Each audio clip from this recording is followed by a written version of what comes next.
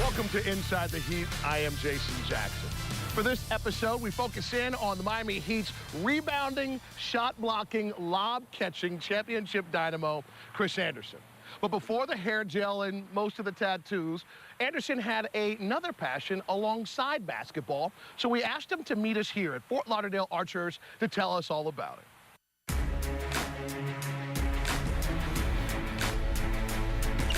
Inside the Heat with Birdman Andersen. We are heading to archery range to meet up with Jason Jackson, basically show y'all what I do during the off season. Living in Miami has pretty much been tropical all year round. Having the luxuries of being 70 degrees in the winter, you can't beat that anywhere else. Daddy with the triple. Oh, here comes the Birdman! Flapping his wings and soaring. The way the fans have embraced me and the way they welcomed me into the city, the fans have just been over-supportive. Oh, my. Andersen says, not in our house. Look at behind the basket. The bird cage is open for business, gang. Going through winning a championship last year as far as me giving everything I got on the court, I think they respect that and what I've given to the team and the city.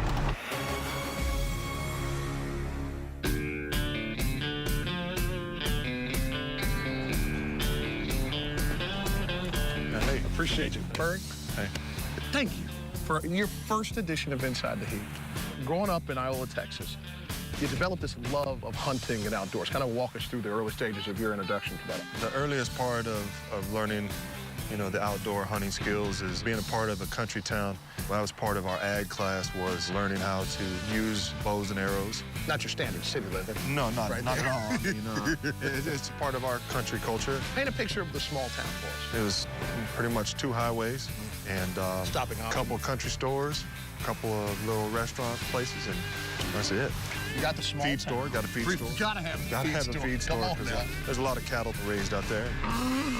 You grew up on a ranch. What was the thing that you did most of your time? I was playing basketball. I really didn't have the time frame to actually go out and go hunting with my buddies. I spent a lot of my time playing basketball in the city, chasing down my future. How long you been into the bow? I've been in the bow business now for about 4 years, 5 years. Yeah, it's different. It takes a lot more skill. You got to get up close and personal with an animal, and it takes a lot of skill to be accurate and consistent with an arrow. Bird, Bill, Bird. Bill. Good to meet you. Good to meet you. Bill, thanks for having us up here. How long you guys been up here? We've been here since '85. We've been in existence for almost 60 years. We've got something for everybody here. Very good. Well, you have somebody for me. I need some I instruction. got a person here that's going to make you good. Okay. Steve, welcome. Welcome. Thank you. I apologize for any errors or Steve. Pleasure. crushing of equipment that may happen early on, but I'm coachable. You're a great student. I know you will be. Okay, very good. Let's get to it.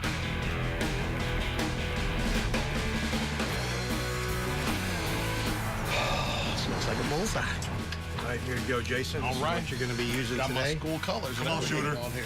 We try to set it up. Come on, Let's, shooter. go We're going over to short here. one first? Yeah, let's go over there.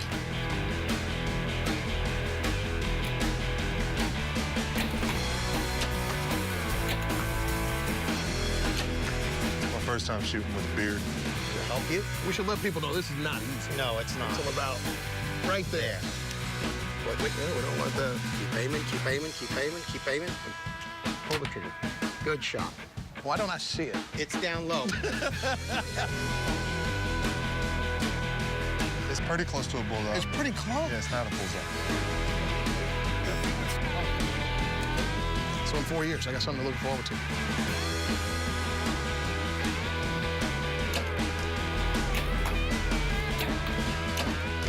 I'm gonna cross shoot his target.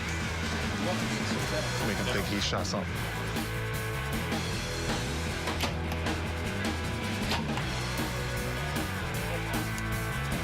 Did you shoot over here? No.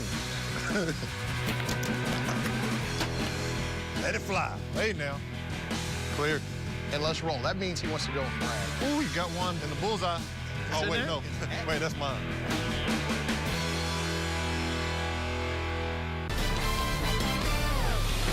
Welcome back to Inside the Heat. For Chris Andersen, it was not the traditional path to the NBA. After high school and 1 year of junior college, he rolled the dice on the draft, and it didn't pay off. But after hard work, determination, and a will to get to the top, he finally made it to the big time. But it was the hard way. Bird, let's talk about the origin of basketball. When did it start? When did you know this was going to be your sport? I knew it was going to be my sport my freshman year in high school. I started playing in the 8th grade, but at the same time I was still playing, football, track. It really just took flight when I started hitting that higher competitive level. Once you assessed this was going to be your sport, when did you know you were really good at it? I knew I was really good at it my sophomore year. My high school basketball coach, Rob Stewart, he knew what he had in store for his team and what he had in me. And he kind of molded me into the player that I am now. Hard work ethic and also improving my basketball IQ at a young age. How hard was the recruiting process when you're in a small town, in a huge state, to find a guy like you? I didn't really start getting heavily recruited until the end of my junior year. And my senior year, I really got heavily recruited by all the major universities. And it was tough growing up as a kid, not having that guidance of you really need to put your knowledge into the books and do your studying. And it led me into signing with a junior college at Blaine Junior College in Brenham, Texas. How was that experience? It was a great experience, playing with a group of guys that were, hard-nosed and were from the streets. So, playing with those guys, I learned a lot because they were older and more experienced, and I took whatever they taught me and I applied it to my game. After junior college, you played in the Chinese Basketball League. You played in IBL. Talk to me about those 3 years of trying to find your way. I was getting pumped up by a lot of outside sources saying I'm gonna make a lot of money one day, and being, in poverty and growing up poor, it's kind of like one day is not soon enough. So I stepped away from my college pursuit and I went pro and went over to China and got picked up by a Chinese team over there. It was, a culture shock growing up over there, and it was an experience that I'll never forget and I'll always cherish, but that pretty much ultimately led me into a couple of small pro leagues over here in the States. It was just a matter of fighting my way through and then never giving up. Andersen's improbable journey from the backwoods of Texas was fulfilled with the first overall pick in the 2001 NBDL draft. I really got to show my talent and my expertise in that light of the NBDL. At the end of the camp, I was told not to even unpack my bags because in 2 weeks, you're going to go to the Denver Nuggets. So you knew you were going to be the very first call-up? Well, of course. Ever. Yeah, well, at that point, it's amazing how the NBDL is still going on, and I'm honored that I was the first player to ever be drafted and the first player to ever be brought up into the NBA. During his first 3 seasons in the NBA, Andersen was known for his athletic dunks and intensity that won over fans league-wide.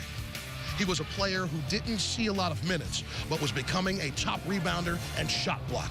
The Birdman blocked with an outstanding defensive play. The Birdman's personality and athleticism earned him invites to 2 slam dunk contests. That was nice. In 2004, he was picked up by the New Orleans Hornets, where he had his best statistical season and was a solid asset off the bench. The Birdman flying. I knew my role. I knew that's what got me into the NBA, and it allowed me to continue to do what I do, rebound and block shots and just pretty much be a nightmare on the floor. All right, so it's July, it's 2008, it's free agent time again. You return to Denver. Bird was flying. In that season, you guys head to the Western Conference Finals. What was it about that team? I think everybody just motivated each other the way we just meshed together. It was phenomenal that we got in that situation. And then once I got a taste of that Western Conference Finals, I wanted even more. Damn, home by Andersen. It's interesting, Bird, because now you're the guy. You're a champion. And for a guy that's just not necessarily getting that direct path, people say there's a way. In the country, we call them back roads. So I took the back roads to get to the NBA. With a spectacular block. Bird from behind, not by nest. I made sure I tried to make the right decisions to stay in the NBA, but some of the troubles I had caused a couple of hiccups and a couple of hurdles that I had to climb, but I still had that same mentality. I never give up. And I always fight through whatever situation I have to fight through, and leave that in my rearview mirror, and I just keep on stomping forward.